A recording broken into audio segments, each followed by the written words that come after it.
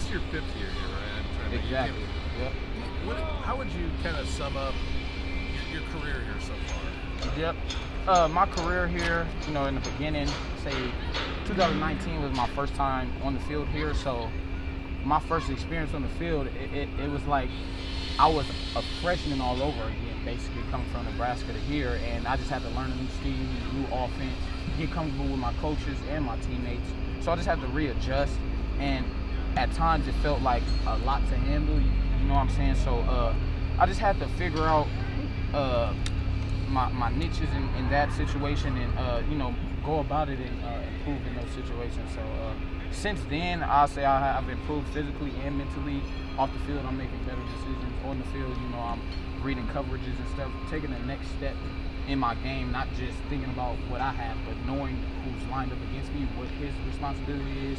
When I get past him, what's the next level of responsibility, and just being a student of the game. How do you like the group you're with this year? I mean, your 5th year, you've had some different, wide receiver rooms. What's this one like? Oh yeah, this room is the most put together, and I say this room has the strongest brotherhood because we're all in the same situation. We have young guys, freshmen, Silas Bowden, Ray Haas been here for a long time, Josiah's been here for a long time. But like I said, those young guys, Jimmy, Jeremiah, Trent, those guys are treated as if they're one of us. Those older guys, you don't have to wait for the older guys to be a leader. You take that initiative step and be that, you know what I'm saying? So when you do that, everybody's gonna follow that young guy who has took that initiative and, learn from them. But in our room, the whiteout room, we're just more put together, like I said, more committed, and the brotherhood is strong. We're all in that situation where we didn't get that many touches in the previous years, so we all have this hunger in us to, provide and be able to showcase what us whiteouts can do. Can you showcase your way all the way to a Pac-12 championship this year?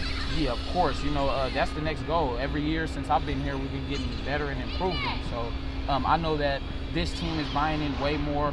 This is about year 5 for Coach Smith, 5 or so. So I'm just, this year, all I can say is just be ready for another big improvement with this team. And it all starts here at fall camp. You've had some spectacular games over your career, and then there's been other times where we just don't see much. Do you feel like this year consistency is what has got to be driving you throughout the year? Yeah, totally, of course, and I'm glad you brought that up.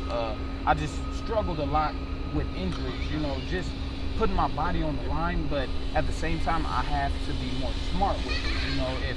If I'm gonna help provide for my team, I have to give 110% at always, and those times when you're giving 80% is those times usually when you get hurt, not going full speed. So, I catch myself sometimes doing that in the previous years, which made me sit out in games and not being able to play those games, those important games.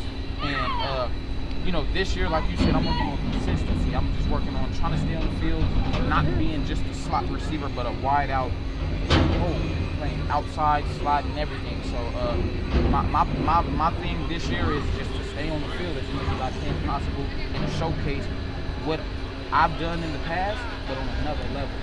I just want to showcase that I'm tapping into another self of me and a greater being because I've been working real hard. To make that happen, did you do anything differently this offseason to get yourself in a position where you can get through the season and get through everything? Yeah, I just live by the mindset of there's always somebody working harder than me, and I just have to be the one to the early bird gets the worm first, so I have to be that person. I have to go get it now. I can't wait anymore.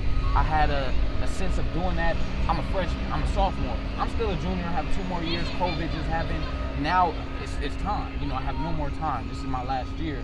And that mindset I had previous years, I regret having that. I got next year. You can do it right now. You understand? So I just have to switch the way I move on and off the field as well, make better decisions. Do I want to hang out? No, I want to go to sleep, get in my playbook, get treatment, not just go home.